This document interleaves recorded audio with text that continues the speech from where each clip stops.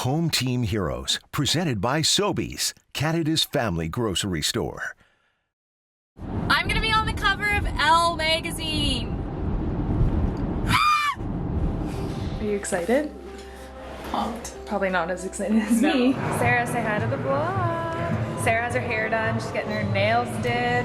This is so cool. Well, I want to start, Hanna, by just asking, what was it like growing up here in Belleville, Ontario? It was amazing. I feel like Belleville is such a hockey community.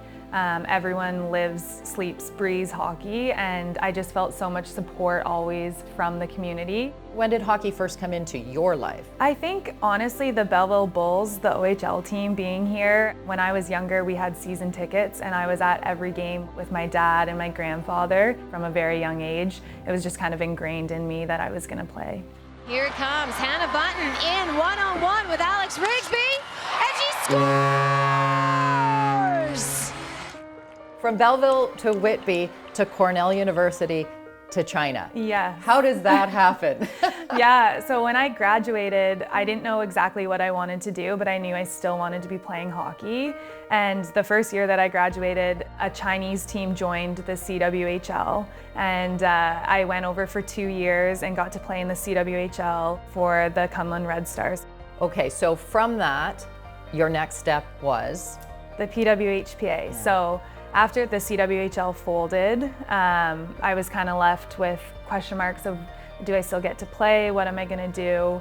I kind of decided it was between Toronto and Calgary of where I kind of wanted to be. And I moved out to Calgary, started playing with the PWPHA and started working. So you can say, yes, you're a professional hockey player, and everyone might think, oh wow, that's so glamorous, just like the NHL, right? But not quite the same when, as you say, you need to actually have a job in addition to that. Yeah, so I work 9 to 5 every single day and then try and train and practice on top of it. And it's hard to get the best of everything when you're kind of spread a little bit thin. And that's what we're trying to kind of close that gap so that we can be the best hockey players on the ice. So what do you feel still has to happen for there to be really more equity in the women's game? It's just visibility. Like, you ask a lot of female players, do you watch hockey? A lot of the times you don't see the same level of commitment to watching as the younger boys. And if they have that visibility every night where they can watch hockey, that gap is closing for sure.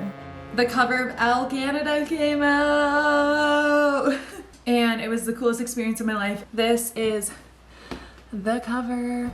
You were on the cover of Elle Canada magazine along with Sarah Nurse and Bridget Lequette. First of all, how cool was that? It was a gorgeous cover. Thank you. It was honestly one of the most amazing experiences that I've ever had. To see the finished product, to see the amount of coverage that it got, the amount of people that were talking about it. It was a really, really unique experience for hockey players. With it being yourself, Sarah Nurse, a black hockey player, Bridget Lequette, an Indigenous hockey player, knowing how important representation is, I mean, what did that image say to you?